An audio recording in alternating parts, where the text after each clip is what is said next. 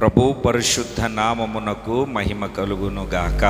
యేసయ్య నామములో మీ అందరికీ నా హృదయపూర్వకమైనటువంటి వందనాలు చెల్లిస్తూ ఉన్నాను. జీవము కలిగినటువంటి దేవుని యొక్క కృపచేత ప్రభువు మనలను నింపి బలపరిచి నడిపిస్తూ ఉన్నాడు. మనలను నడిపిస్తూ ఉన్నటువంటి నమ్మదగినటువంటి దేవునికే మహిమ కలుగునుగాక. ఆమేన్. పరిశుద్ధ బైబిల్ గ్రంథంలో 30వ కీర్తన 2వ చరణం. యెహోవా నా దేవా, నేను నీకు మొరపెట్టగా నీవు నన్ను స్వస్థపరిచితివి. నేను నీకు మొరపెట్టగా నీవు నన్ను స్వస్థపరిచితివి. ఈ చదవబడినటువంటి ఈ గ్రంథములో ఉన్నటువంటి మాటను మనము జాగ్రత్తగా గమనించగలిగితే, చదవగలిగితే ఒక అద్భుతమైనటువంటి మాటను మహోపకారి అయినటువంటి దేవుడు మనందరితో మాట్లాడతాడు. ఆయన మాట్లాడే దేవుడు, సర్వాధికారి అయినటువంటి దేవుడు, సర్వశక్తి కలిగినటువంటి దేవుడు. తన ఉన్నతమైనటువంటి కార్యాలు మనందరి జీవితాలలో జరిగించుటకు ప్రభువు మాత్రమే సమర్థుడైనటువంటి దేవుడై ఉన్నాడు. యెహోవా నా దేవా, నేను నీకు మొరపెట్టగా నీవు నన్ను స్వస్థపరిచితివి. ఏం చేశాడు? కొంచెం గట్టిగా చెప్పాలి మీరు. స్వస్థపరిచాడు. ఎప్పుడు స్వస్థపరిచాడు? ఎప్పుడు ఈయన స్వస్థత అనుభవించాడు అంటే, అదే వాక్యాన్ని మనం చదువుతూ ఉన్నాము. నేను నీకు మొరపెట్టినప్పుడు భయంకరమైనటువంటి బలహీనత చేత, భయంకరమైనటువంటి అనారోగ్యము చేత ఈ కీర్తనాకారుడు, ఈ దావీదు బలహీనపరచబడినటువంటి వేళ ఆయనకు మొరపెట్టినప్పుడు ఆయన ఉత్తరం ఇస్తాడు, ఆయన జవాబునిస్తాడు. ఆయన మన ప్రార్థనను ఆలకించి మనకు గొప్ప ప్రతిఫలాన్ని కలగజేస్తాడు. ప్రియమైనటువంటి దేవుని పిల్లలారా, వాక్యాన్ని మనము జాగ్రత్తగా గమనించినప్పుడు అనారోగ్య పరిస్థితిలో, అనారోగ్యపు స్థితిగతులలో ఉన్నటువంటి ఆ సమయంలో ఈ కీర్తనాకారుడు దేవునికి మొరపెట్టాడు. అంటే డాక్టర్ దగ్గరికి వెళ్ళొద్దు, మందులు వేసుకోవద్దు అని కాదు అభిప్రాయం. ఈ వైద్యానికంటే, ఈ డాక్టర్ కంటే ముందుగా మన శరీరంలో బలహీనత వచ్చినప్పుడు, మనము బలహీనపరచబడినప్పుడు, వ్యాధి మనలను వెంబడించినప్పుడు, రోగము మన దరికి చేరినప్పుడు మనము చేయవలసినటువంటి మొట్టమొదటి పని ఏమిటి అంటే, దేవునికి మనము మొరపెట్టవలసినటువంటి వారమై ఉన్నాము.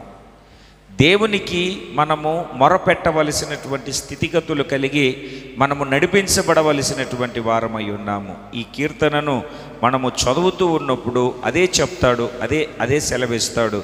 నేను నీకు మొరపెట్టాను, నీవు నన్ను స్వస్థపరిచావు. అంటే ఆరోగ్యాన్ని ఇచ్చావు, నాకు ఆరోగ్యాన్ని కలగజేశావు, పరిపూర్ణమైనటువంటి ఆరోగ్యకరమైన మీ రెక్కల నీడలో మీరు మమ్ములను భద్రపరిచారు అని ఆ కీర్తనాకారుడి యొక్క ఆలోచన.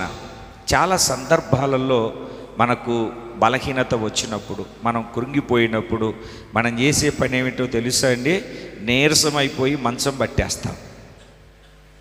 లేకపోతే అటు ఇటు ఎటో వైపు మనము పరిగెత్తుతూ ఉంటాము. మొట్టమొదటిసారిగా నీవైనా నేనైనా మనం చేయాల్సిన పని ఏమిటి అంటే, దేవునికి మనము మొరపెట్టవలసినటువంటి వారమై ఉన్నాము. దేవునికి మనము ప్రార్థన చేయవలసినటువంటి వారమై ఉన్నాము. దేవుని ప్రియులారా, మనకు వాక్యపు లేఖనాన్ని ఇదే దావీదు రాసిన 38వ కీర్తన 3వ చరణాన్ని చదివితే, నీ కోపాగ్ని వలన ఆరోగ్యము నా శరీరము విడిచిపోయెను, నా పాపమును బట్టి నా ఎముకలలో స్వస్థత లేదు. నా పాపమును బట్టి నా ఎముకలలో స్వస్థత లేదు. నా ఎముకలలో స్వస్థత లేదు. దేన్ని బట్టి స్వస్థత లేదు? పాపమును బట్టి. ఇప్పుడు మనం ఒక మాటను జ్ఞాపకం చేసుకుంటే, ఎందుకు ఈ కీర్తనకారుడు ఆ 30వ కీర్తనలో నేను నీకు మొరపెట్టగా నీవు నన్ను స్వస్థపరిచితివి అని చెప్తున్నాడంటే, ఇక్కడ చెప్తున్నాడు ఆరోగ్యము బాగోలేని పరిస్థితిలో దేవునికి మొరపెట్టాడు. ఆరోగ్యము ఎందుకు బాగలేదంటే ఆయన చెప్తున్నాడు, నా పాపమును బట్టి నా ఎముకలలో స్వస్థత లేదు, నీ కోపాగ్ని వలన నీ కోపాగ్ని వలన ఆరోగ్యము నా శరీరమును విడిచిపోయింది. ఎందుకు ఆరోగ్యం శరీరాన్ని విడిచిపోయి అనారోగ్యము శరీరంలోనికి ప్రవేశించింది అని అంటే, దేవుడు కోప్పడ్డాడు. ఎందుకు కోప్పడ్డాడు అని అంటే, పాపం చేశాడు. అందుకే ఇప్పుడు ఈ కీర్తనకారుడు మరలా పశ్చాత్తాపడి దేవుని సన్నిధికి చేరి విరిగి నలిగిన హృదయంతో ప్రభు పాదాలు పట్టుకుంటున్నాడు. అయ్యా నేను పాపిని, అయ్యా నన్ను క్షమించు అని దేవుని సన్నిధిలో సమ్మతి కలిగినటువంటి మనస్సుతో సమాధాన పడుతూ దేవునితో పశ్చాత్తాపడుతూ తన హృదయాన్ని ఆయన ఎదుట కృమ్మరించి తన పాపాన్ని ఒప్పుకొని, అయ్యా నేను పాపిని, నన్ను క్షమించు అని ప్రార్థన చేస్తూ ఉన్నాడు. దేవునికి మొరపెడుతున్నాడు, అంటే కన్నీరు కారుస్తూ ఉన్నాడు. ఆ కన్నీటి ప్రార్థన ఫలితమే ఈయనకు సంపూర్ణమైనటువంటి స్వస్థతను కలగజేసింది. ఇప్పుడు రోగం ఎందుకు వచ్చిందంట? ఇప్పుడు డాక్టర్ దగ్గరికి వెళ్తే రోగం వెళ్తుంది, కానీ ఆ రోగానికి కారణమైన పాపము అది పోవాలంటే ఏం చేయాలి? మనము అది చెయ్యాలంటే, అది పోవాలంటే మనం ఏం చేయాలి అని అంటే ప్రార్థన చేయాలి. యెషయా గ్రంథంలో మీకు ఒక మాటను నేను చదివిస్తాను. ఈ 38వ కీర్తనలో చదివిన ఆ మాటను మీరు చదవండి ఒకసారి. 3వ చరణాన్ని చదవండి. నీ కోపాగ్ని వలన ఆరోగ్యము నా శరీరమును విడిచిపోయెను, నా పాపమును బట్టి నా ఎముకలలో స్వస్థత లేదు. ఎక్కడ లేదు స్వస్థత?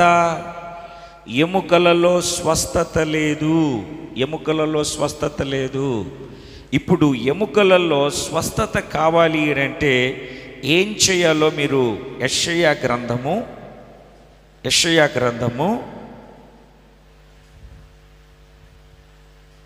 58వ అధ్యాయము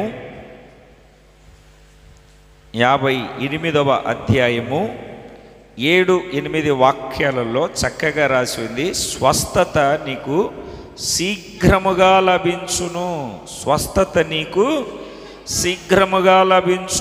11వ వాక్యములో క్షామకాలమున ఆయన నిన్ను తృప్తిపరచి నీ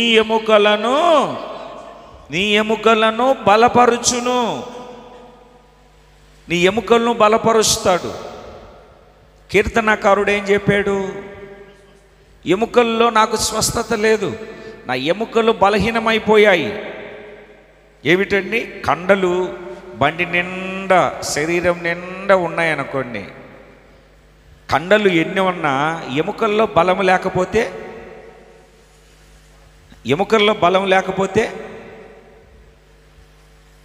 మనిషి మొత్తం కృంగిపోవాల్సినటువంటి పరిస్థితి ఏర్పరచబడుతుంది.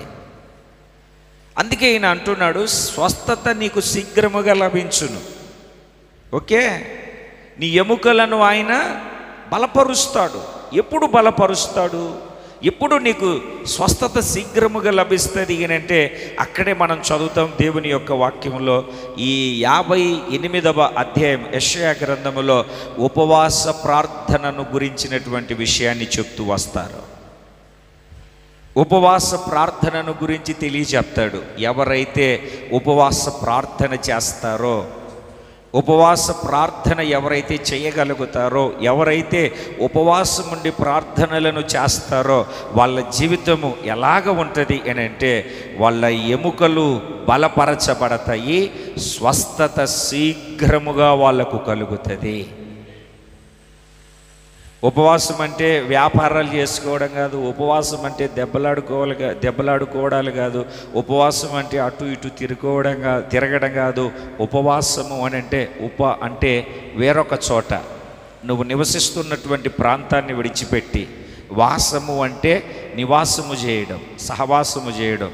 నువ్వు ఇంట్లో నివాసం చేస్తున్నావు, ఇంట్లో సహవాసం చేస్తున్నావు.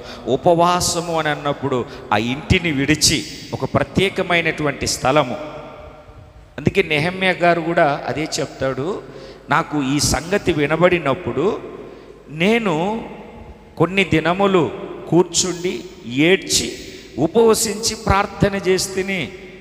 ఆ ప్రార్థన ఫలితం ఏమిటి అంటే, వాగ్దానము వాళ్ళ జీవితంలో ప్రవక్త అయినటువంటి ఇర్మియా ద్వారా చెప్పబడినటువంటి వాగ్దానము వాళ్ళ జీవితంలో నెరవేర్చబడినట్లుగా చెరలో నుండి వాళ్ళు విడుదల పొంది తమ స్వదేశమునకు వెళ్ళి మందిరము కట్టుకోవడానికి దేవుడు వాళ్లకు ద్వారాలు తెరిచాడు.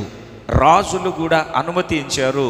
ఆ మందిరమునకు కావలసినటువంటి వాటినన్నిటినీ అడిగినప్పుడు రాజులు కూడా వారి మనవి ఆలకించి వారికి కావలసినవన్నీ ఇచ్చారు. ఉపవాస ప్రార్థనలో ఉన్నటువంటి శక్తి, ఉపవాస ప్రార్థనలో ఉన్నటువంటి బలము, ఉపవాస ప్రార్థనలో ఉన్నటువంటి అంత గొప్ప కార్యాలు మనం అనుభవించగలుగుతాము. చేయక ఉపవాసము అని అన్నప్పుడు ఉప్మా తినచ్చు, పళ్ళు తినచ్చు, ఏంటంటే శనగలు ఉడకబెట్టుకొని గుగ్గుళ్ళు తినచ్చు కాదండి. ఎస్తేరు గ్రంథములోనికి వెళ్తే ఎస్తేరు చేసినటువంటి ఉపవాసం ఏమిటంటే అన్నపానాలు మాని. బలి చెప్తారండి మీరు, మాంతే మేము బతుకుతామా? అన్నం మాంతే, ఏదన్నా తినడం మాంతే మేము బతుకుతామా? చచ్చిపోము అని మాట్లాడే వాళ్ళు కూడా లేకపోలేదు. అటువంటి ఉపవాసాలు చేస్తే దేవుడు ఖచ్చితంగా అద్భుతమైనటువంటి శాసనాలనే రాజుకే నిద్ర పట్టకుండా చేశాడు వాళ్ళ ఉపవాస ప్రార్థనను బట్టి. మరి మనం చేస్తే దేవుడు మన పట్ల కార్యాలు జరిగిస్తాడు. అయితే మనము ఉపవాస ప్రార్థనను చేయవలసినటువంటి విధముగా చేయగలిగినప్పుడు ప్రభువు గొప్ప కార్యాలు మన జీవితంలో జరిగించి మనలను ఆయన బలపరిచి స్థిరపరిచి నడిపిస్తాడు. దేవునికి స్తోత్రం కలుగునుగాక. నేను నీకు మొరపెట్టగా నీవు నాకు స్వస్థత కలగజేశావు, నీవు నన్ను స్వస్థపరిచావు, ఆరోగ్యాన్ని ఇచ్చావు నాకు. నేను బలహీనంగా ఉన్నప్పుడు, నేను కృంగిపోయినప్పుడు, నేను కృషించిపోయినప్పుడు నా దేవా నా తండ్రి నన్ను ముట్టి పరిపూర్ణమైనటువంటి ఆరోగ్యము చేత నింపావు, అందుకు నీకు స్తోత్రమని ఈ 30వ కీర్తనను మనం చదువుతూ ఉన్నప్పుడు చూడండి మరలా ఒక్కసారి, యెహోవా నా దేవా నేను నీకు మొరపెట్టగా నీవు నన్ను స్వస్థపరిచితివి. నేను నీకు మొరపెట్టాను, నీవు నాకు స్వస్థతనిచ్చావు. తలలు పైకెత్తి చూడండి. నేను నీకు మొరపెట్టాను, నీవు నాకు స్వస్థతనిచ్చావు, సంపూర్ణమైన ఆరోగ్యాన్ని కలగజేశావు.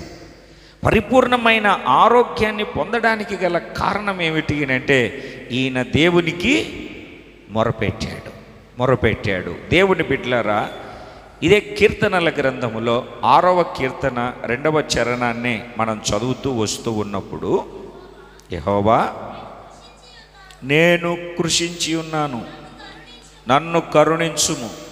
యెహోవా నా ఎముకలు అదురుచున్నవి, నన్ను బాగు చేయుము. నా ఎముకలు ఏమైపోతున్నాయి?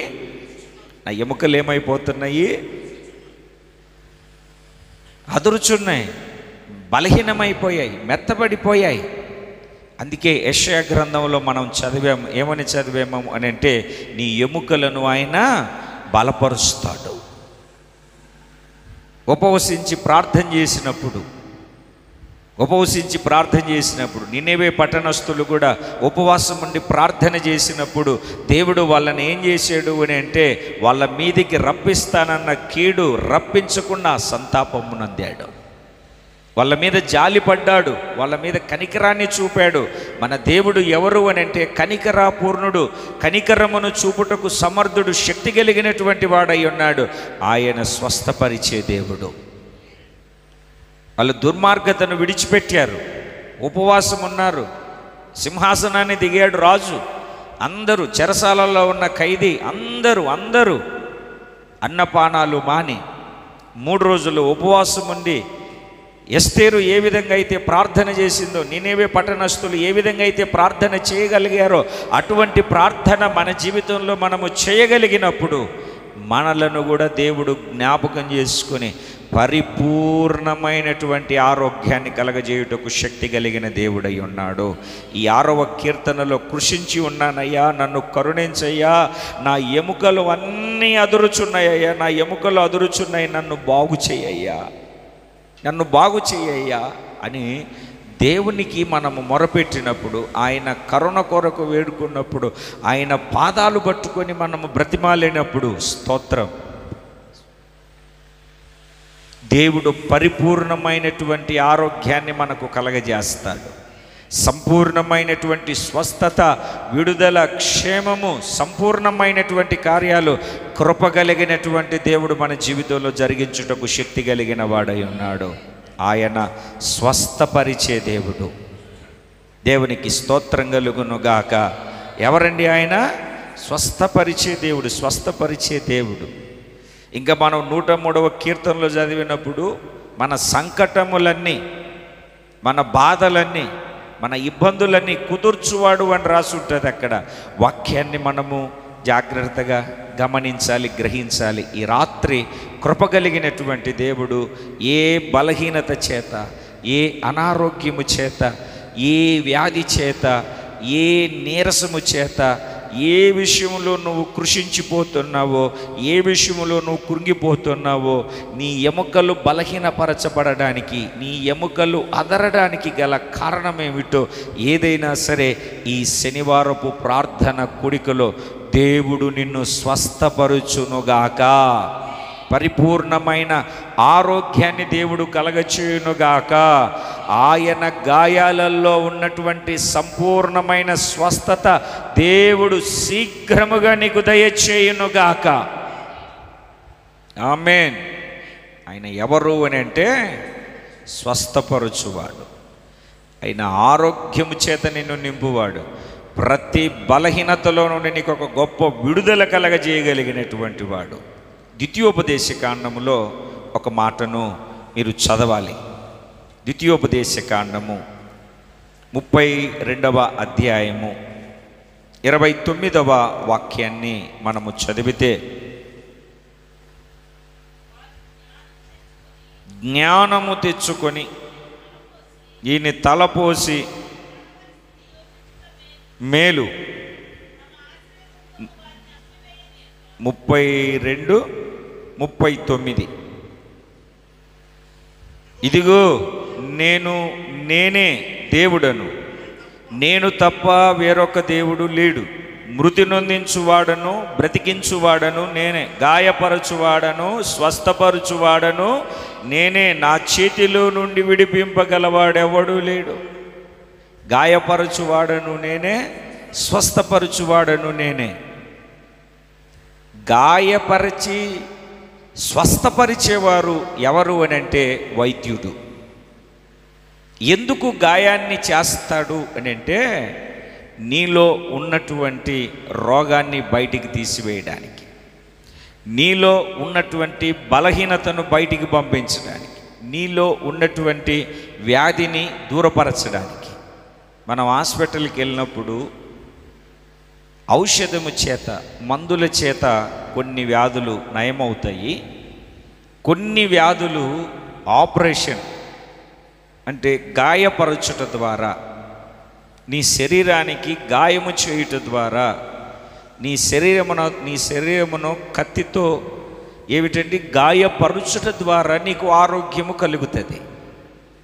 ఎందుకు నాకు గాయం చేశావు, ఎందుకు నన్ను ఈ కత్తితో గాయపరిచావు అని డాక్టర్ని వెళ్ళి మనం అడుగుతామా?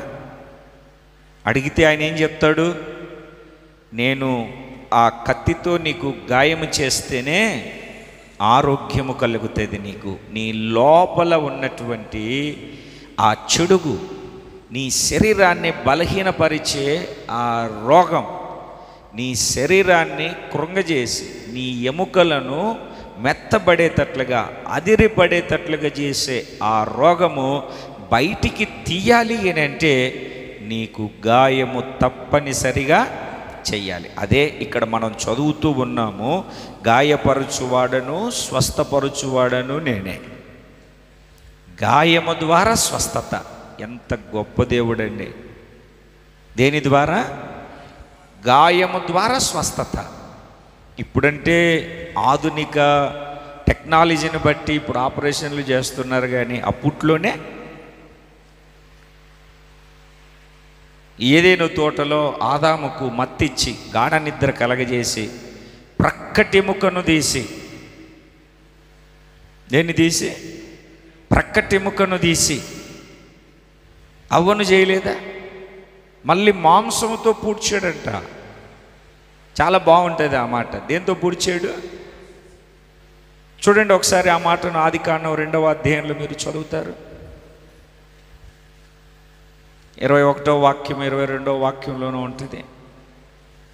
ఆదాముకు గాఢ నిద్ర కలగజేసి, కాదు,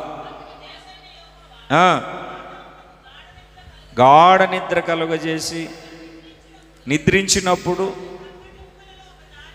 తీసి ఆ చోటున మాంసం పెట్టి పూర్తి చేశారు. చూడండి, మనకు కొంతమందికి ఆపరేషన్ చేసినప్పుడు వైద్యులు ఏం చేస్తారంటే కొన్ని చోట్ల మాంసాన్ని తీసి, తన మాంసాన్ని తీసి వేరే చోట పెట్టి పూర్తి చేస్తూ ఉంటారు. అక్కడే వైద్యుడు, పరమ వైద్యుడు అక్కడే ఆ టెక్నాలజీని అక్కడే వాడాడు ఆయన, అక్కడే ప్రారంభించాడు ఆయన. దేవునికి స్తోత్రం కలుగును గాక.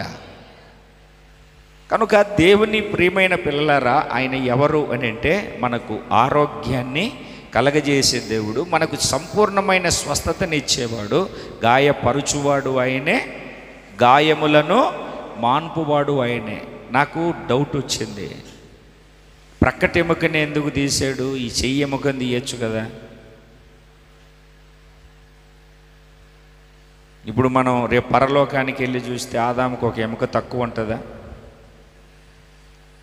ఆ మధ్య ఆదాముకు ప్రక్కటెముక తీసాడు, ప్రక్కటెముక తీసాడు అని పెళ్ళిళ్ళు ప్రసంగం చేస్తే ఆ పిల్లలంతా కూర్చొని మాట్లాడినా, ప్రక్కటెముక తీసేయండి, ఎక్కడో ఒక ఎముక తక్కువ ఏంటి నొక్కుంటున్నాంట పిల్లలంతా. అందులో ఒకళ్ళు లేచివరే నాకు 2 వైపులు లేవురా ఎముకలు అంటున్నాడు అంటాడు. ఈ ప్రక్కటెముకలకు ఉండే ఒక అనుభవం ఏమిటంటే అవి తీసేసినా మరలా పెరుగుతాయి. ప్రక్కటెముకలు అడగండి డాక్టర్లను, ప్రక్కటెముకలను తీసేసిన మరలా అది పెరుగుతుంది. దానికి ఉండే స్వభావం అది. అందుకే దేవునికి ఏ ఎముక తీయాలో, ఏ ఎముక తీయకూడదో, ఏది ఉంచాలో, ఏది ఉంచకూడదో ఆయనకు తెలుసు బాగా. దేవునికి స్తోత్రం కలుగును గాక. చెప్పాలి, 2 చేతులు పైకెత్తి సంతోషంగా చెప్పాలి. ఆయన ఎవరండి? ఆయన స్వస్థపరచువాడు, స్వస్థపరచువాడు. ఆయనను మనము మొరపెడితే, ఆయనకు మనం మొరపెడితే, ఆయన మీద ఆనుకుంటే, బైబిల్లో ఒక రాజు ఉన్నాడు. ఆ రాజు పేరు ఆసా. ఆసా అన్నటువంటి రాజు ఉన్నాడు. ఈ రాజుకు పాదములో జబ్బు పుట్టింది. పాదములో జబ్బు పుట్టింది. ఆసా గారి గురించి మనం చదువుతూ ఉన్నప్పుడు ఏదో 1, 2 కొన్ని చేయకూడనివి చేసిన ఆయన జీవితంలో దావీదు ప్రవర్తించినట్టుగా యథార్థముగా ప్రవర్తించాడు. ఆయన అన్నీ దేవునికి మొరపెట్టి, దేవునికి ప్రార్థన చేసి అన్ని విషయాలు ఉన్నాయి. ఈ జబ్బు పుట్టినప్పుడు ఈయన ఏం చేశాడు అని అంటే, దేవుని యొద్ద విచారణ చేయక వైద్యులను ఆశ్రయించాడు. అన్నీ బాగానే ఉన్నాయి, కానీ ఇక్కడికి వచ్చేసరికి మిస్ అయిపోయాడు, తప్పిపోయాడు. చూడండి, మీరు ఆ వాక్యాన్ని చదువుతారు. దీనవృత్తాంతముల 2వ గ్రంథము 16వ అధ్యాయము 12వ వాక్యాన్ని చదివినప్పుడు, ఆస తన ఏలుబడి యందు 39వ సంవత్సరమున పాదములలో జబ్బు పుట్టి తాను బహు బాధపడినను దాని విషయమై అతడు యెహోవా యొద్ద విచారణ చేయక వైద్యులను పట్టుకొనెను. తర్వాత 13వ వాక్యంలో పితరులతో కూడా, ఇంకంతే చాలండి. ఏం చేశాడు ఆస? ఎవరిని విచారించాలి, ఎవరికి ప్రార్థన చేయాలి, ఎవరికి మొరపెట్టాలి, ఎవరిని ఆశ్రయించాలి, ఎవరి మార్గాలలో నడిపించబడాలి, ఎవరి మీద ఆనుకోవాలి, ఎవరి యందు నిలిచి ఉండాలి అని అంటే, దేవుని బిడ్డలారా, యెహోవా యొద్ద విచారణ చేయక, యెహోవా యొద్ద ప్రార్థన చేయక, యెహోవాను అడగక, ఈ రోజున ఆరోగ్య విషయంలోనే కాదు, మన జీవితాలలో చాలా విషయాలలో మనం ఏమైపోతున్నాము అని అంటే, దేవుని యొద్ద విచారణ చేయక, పొందుకొనవలసినటువంటి ఆశీర్వాదాన్ని పొందుకోక, అనుభవించవలసినటువంటి దీవెనను అనుభవించక మనము దేవునికి దూరమైపోతూ ఉంటాము. దేవునికి స్తోత్రం కలుగును గాక. చెప్పుదామండి ఒకసారి గట్టిగా 2 చేతులు పైకెత్తి, హల్లెలూయా. ఇప్పుడు మనం ఎవరిని ఆశ్రయించాలి, ఎవరికి మనము మొరపెట్టాలి, ఎవరి చెంతకు మనము చేరాలి? యుద్ధం జరిగేటప్పుడు మొరపెట్టాడు, గొప్ప జయాన్ని పొందుకున్నాడు, గొప్ప ఆశీర్వాదాలను అనుభవించాడు, గొప్ప జయాన్ని పొందుకున్నాడు, ఇన్ని చేశాడు. కానీ ఇక్కడికి అతనికి కలిగినటువంటి జబ్బు విషయంలో దేవునికి మొరపెట్టక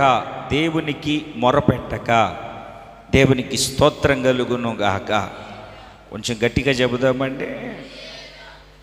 దేవునికి ఏం చేయలేదండి ఆయన? మొరపెట్టక దేవుని సన్నిధిలో చేరి వచ్చినటువంటి దేవుని బిడ్డలారా, ఈ రోజున మన ఆత్మ సంబంధమైనటువంటి జీవితంలో, ఆత్మీయ యాత్రలో ఆసాను గురించి మనం చెప్పుకుంటూ వెళ్తే చాలా విషయాలు మనకు కనబడతాయి. చాలా ఆత్మీయతలు, చాలా ఆత్మ సంబంధమైనటువంటి అనుభవం కలిగి నడిపించబడతాడు. దేవునికి స్తోత్రం కలుగును గాక. కొంచెం గట్టిగా చెప్పండి. ఏంటి నీరసంగా అన్నట్టుగా చెప్తున్నారు మీరు? ప్రభు పరిశుద్ధ నామమునకే మహిమ కలుగును గాక. 14:2 చదవండి మీరు. ఆస తన దేవుడైన యెహోవా దృష్టికి అనుకూలముగాను యథార్థముగాను నడిచాడు. మరి ఈ విషయంలోనే యథార్థముగాను అనుకూలముగాను నడిచాడు. ఇక ఈ విషయంలోనే ఎప్పుడన్నా ఆసాను గురించి మనము జ్ఞాపకం చేసుకుందాం. దేవుని పరిశుద్ధ నామమునకు స్తోత్రం కలుగును గాక. చెప్పాలి ఒకసారి గట్టిగా చెప్పాలి. ఆయన ఎవరు అని అంటే స్వస్థపరిచే దేవుడు. చూడండి, ఇంకొక మాటను కూడా మీరు చదువుతారు. మత్తయి సువార్త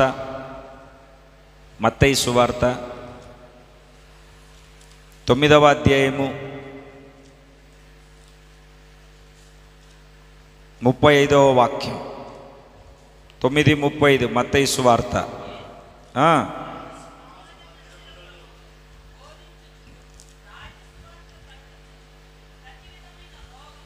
ప్రతి విధమైన రోగమును, ప్రతి విధమైన వ్యాధిని స్వస్థపరిచెను.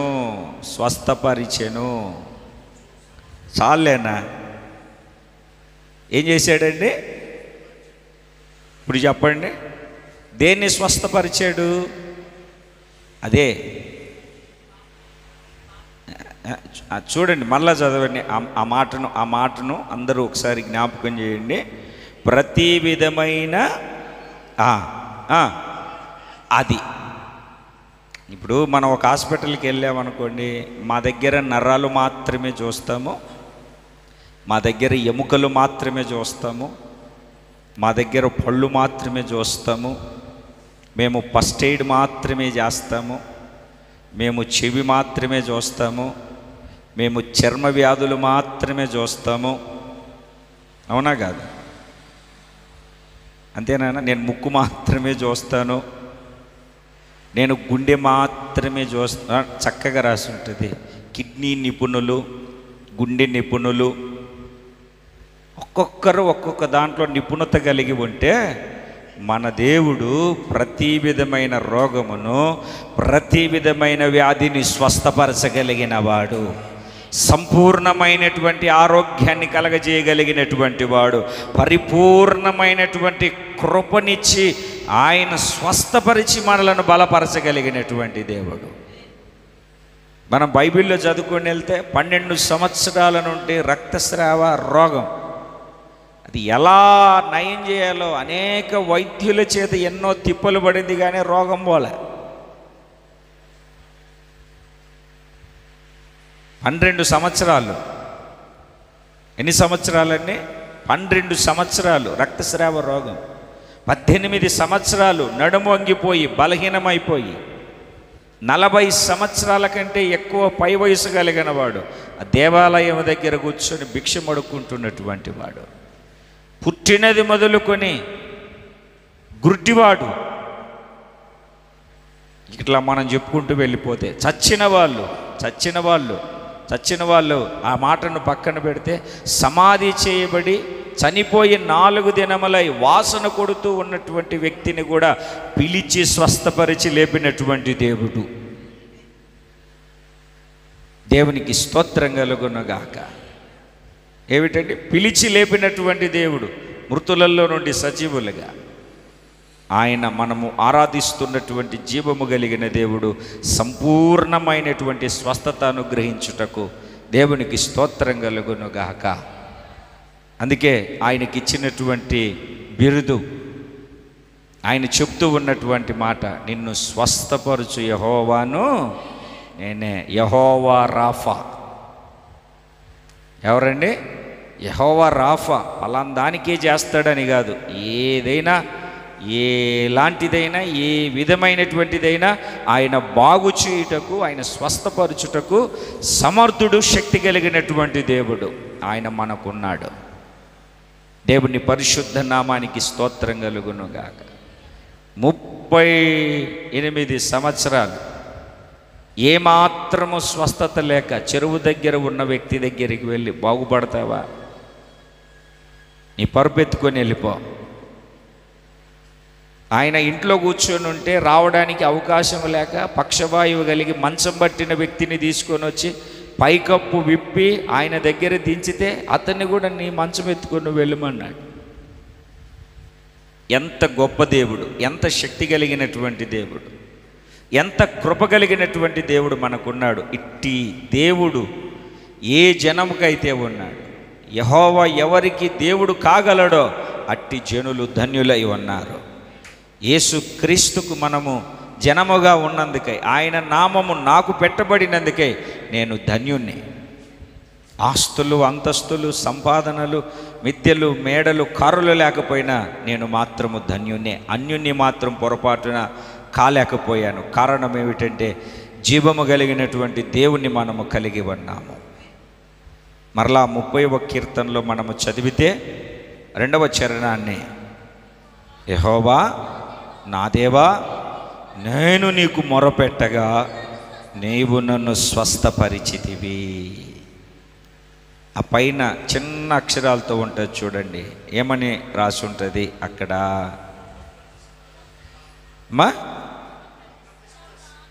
ఏంటండి? ఇంగ్లీష్ బైబిల్లో టెంపుల్ అని రాసి ఉంటుంది. ఈ గృహాన్ని, ఈ దేహాన్ని, ఈ ఆలయాన్ని, ఈ టెంపుల్ని ఇంగ్లీష్ బైబిల్లో టెంపుల్ అని రాసి ఉంటుంది తర్జుమాల్లో. ఈ దేవాలయాన్ని, ఈ ఆలయాన్ని దేవునికి ప్రతిష్ఠించాలి. ఈ గృహాన్ని మనమే ఆ ఇండ్లు చదువుతాం కదా, మనమే ఆయన ఇండ్లు. ఇంటిని ఏం చేయాలి? ప్రతిష్ఠించాలి. ఇంటిని ఏం చేయాలి? ఆయన నివసించేటట్లుగా, ఆయన నిలిచి ఉండేటట్లుగా, ఆయన నివాసం చేసేటట్లుగా ఈ ఇంటిని క్లీన్ అండ్ నీట్గా పెట్టుకోవాలి. ఎప్పుడు ఎవరన్నా మన ఇంటికి చుట్టాలు వస్తున్నారు అంటే ఏం చేస్తాం మనం? గబ బూజులు దులిపేసి కుండలు కడిగేసి చెత్త అంతా ఆ రోజే అర్థం. సంవత్సరం రోజులు ఉన్నంత చెత్త అంతా ఆ రోజే ఏరేసి, ఆ రోజే కుప్పేసి, ఆ రోజే బయటపడేసి, లేకుంటే తగలబెట్టేసి, మిగతా రోజులు ఎట్లున్నా పర్వాలేదు, రావడం, ఆ చెత్తలోనే కూర్చోవడం, ఆ చెత్తలోనే పడుకోవడం, ఆ చెత్తలోనే తినడం అన్నీ చేస్తాం. అంటే మన గృహాన్ని, మన ఇంటిని ప్రభువుకి ప్రతిష్ఠించి ఒక ప్రతిష్ట కలిగినటువంటి జీవితం కలిగి మనము జీవించినప్పుడు కృప కలిగినటువంటి దేవుడు మనలను బాగు చేస్తాడు. దేవునికి స్తోత్రం కలుగునుగాక. అలాగే మీరు చదువుకుంటూ వస్తే 10వ చరణములో నా అంగలార్పును నువ్వు నాట్యముగా మార్చి ఉన్నావు. 12వ చరణంలో నీవు నా గోనె పట్ట విడిపించి సంతోష వస్త్రములను నన్ను ధరింపజేసి ఉన్నావు. యెహోవా నా దేవా, నిత్యము నేను నిన్ను స్తుతించెదను. ఇదొక స్తుతి కీర్తన లాంటిది. ఆయనకు ప్రతిష్ఠించుకుంటున్నాడు. అయ్యా, నువ్వు చేసినటువంటి ఉపకారములకు, నువ్వు చేసినటువంటి మేలులకు ఏమి చెల్లించాలయ్యా, ఏమి చెల్లించితే నేను నీ రుణాన్ని తీర్చుకుంటానయ్యా అని ప్రభువుకి ప్రతిష్ఠించుకుంటున్నాడు. అందుకే ఆ టైటిల్ చూడండి, ఆ చిన్న అక్షరాల్లో చదవండి మీరు మళ్ళీ ఒకసారి.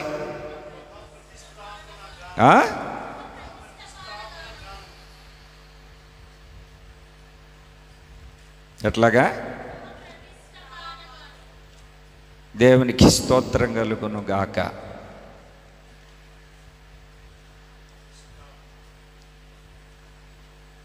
గృహ ప్రతిష్టాపన గానము.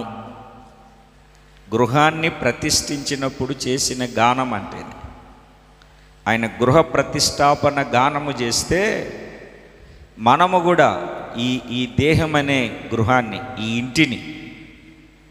ఇంటిని మనమే ఆ ఇండ్లు. తుదమటుకు చేపడితే మనమే ఆ ఇండ్లు.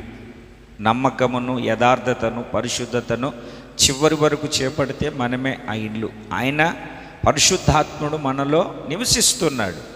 ఈ గృహాన్ని కూడా మనం ఆయనకు ప్రతిష్ఠిస్తే మనం ఆయన ఇంటిగా, ఆయన ఇల్లుగా ఉంటాము. ఆయన మనలను స్వస్థపరిచి పరిపూర్ణమైనటువంటి ఆరోగ్యము చేత నింపి నడిపిస్తాడు.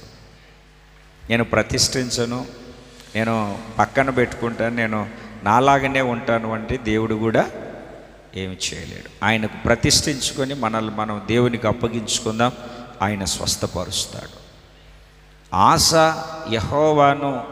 యెహోవా యొద్ద విచారించి ఉంటే బాగుపడేవాడు. హిజ్కియాకు సమాచారం తెలిసిన వెంటనే గోడ తట్టు తిరిగి ప్రార్థన చేశాడు. రోగం బాగైపోయింది. మందిరంలో సాక్షిగా నిలబడ్డాడు. ఆయుష్ పొడిగించబడింది. ఆస వైద్యులను ఆశ్రయించాడు. మరుసటి వచనంలోనే మృతుడయ్యాడని మనం చదువుతున్నాం. అంటే ఎవరు భూమి మీద మేగ్గొట్టుకొని దిట్టంగా ఇక్కడ నిలిచి ఉండరు. దేవుడిచ్చిన ఆయుష్ని ఇక్కడ సంపూర్ణం చేసుకొని వెళ్ళిపోవాలి. ఆయుష్ సంపూర్ణము చేయబడాలి. ప్రార్థన చేసుకుందాం, మోకరించండి.